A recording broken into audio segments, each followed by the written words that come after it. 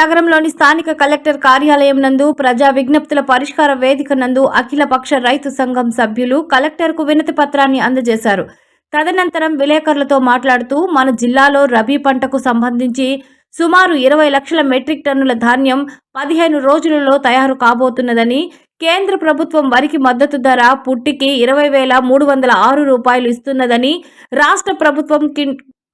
రాష్ట్ర ప్రభుత్వం క్వింటాలుకు 3,000 రూపాయలు అదనంగా ఏర్పాటు చేసి 25,500 రూపాయలకు కొనుగోలు చేయాల్సిందిగా విజ్ఞప్తి చేశారు.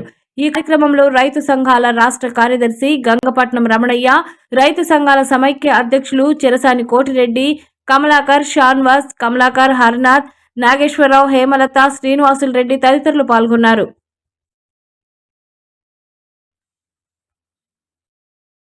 నమస్కారం, నా పేరు గంగపట్నం రమణయ్య, రైతు సంఘం జిల్లా కార్యదర్శిని. ఈరోజు ఒక ధాన్యం కొనుగోలు కేంద్రాలు వెంటనే ఏర్పాటు చేయాలా అనే ఒక విషయం మీద కలెక్టర్ గారిని కలవడం జరిగింది. ఒక రిప్రజెంటేషన్ కూడా ఇచ్చాము. ఆల్రెడీ మేము మాట్లాడున్నామండి, డిఎస్ఓ అందరు అధికారులతో మాట్లాడున్నారు.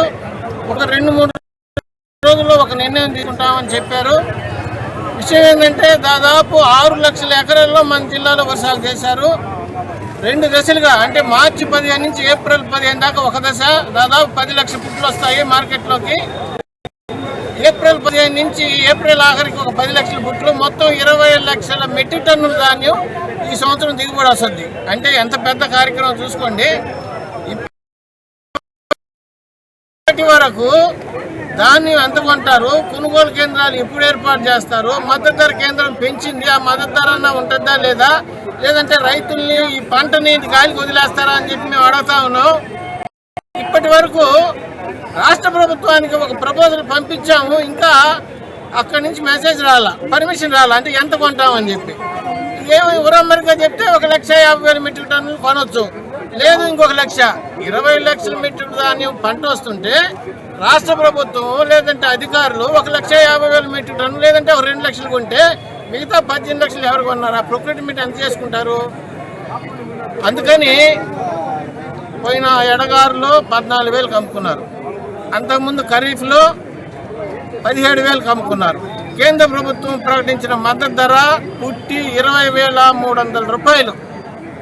ఈరోజు అదైనా ఆ మద్దతు ధరతో అయినా కూడా కొంటారా, అసలు కొనుగోలు కేంద్రాలు ఏర్పాటు చేస్తారా, లేకపోతే ఏర్పాటు చేసినట్టు పేపర్లో ప్రకటించి అక్కడ ఒక కొనుగోలు కేంద్రంలో మాయిచర్ మిషన్ ఉండదు, ఒక కొనుగోలు కేంద్రంలో బస్తాలు ఉండవు, గోతాలు ఉండవు, ఒక కొనుగోలు కేంద్రంలో అసలు అధికారులే ఉండరు. ఇలాగా చేస్తారా అని అడుగుతా ఉన్నాం. అందుకని చెప్పి మీరు వెంటనే ఒక సమావేశం ఏర్పాటు చేయండి, అన్ని రైతు సంఘాన్ని కూర్చోబెట్టండి. మేము 40 ఏళ్ళ నుంచి కొట్లాడుతున్నాము, ధాన్యాన్ని అడిగిన కాడికి అమ్ముకుంటున్నారు, దోపిడీ జరుగుతుంది.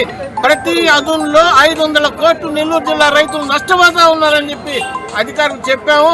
మేము వెంటనే ఏర్పాట్లు చేస్తాం, కొనుగోలు కేంద్రాలు కొంటాం, ధాన్యం ప్రభుత్వం నుంచి కూడా వెంటనే పర్మిషన్ వస్తుందని చెప్తున్నారు.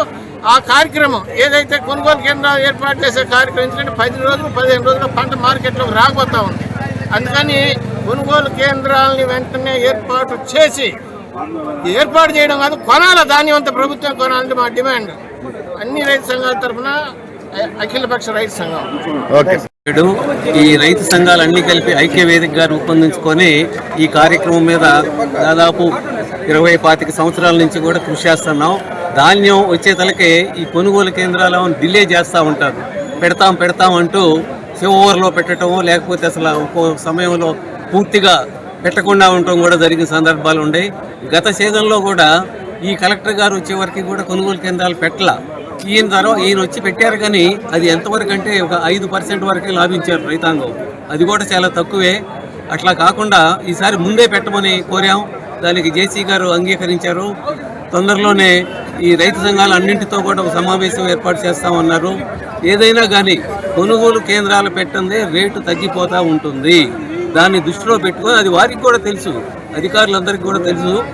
ఈసారి అయినా గట్టిగా చేసి రైతాంగం నష్టపోకుండా చూడాలని పూర్తిగా మేము డిమాండ్ చేస్తున్నాం.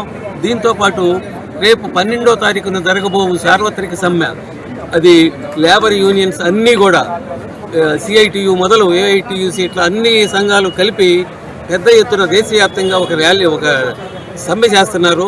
దానికి కూడా సంయుక్త కిసాన్ మోర్చా అని దాదాపు దేశంలో 400 రైతు సంఘాలన్నీ కూడా ఏకమై గత 3-4 సంఘాలని కూడా రైతు సంఘాల ఐక్యవేదిక తరఫున విజ్ఞప్తి చేస్తున్నాం. నమస్కారం.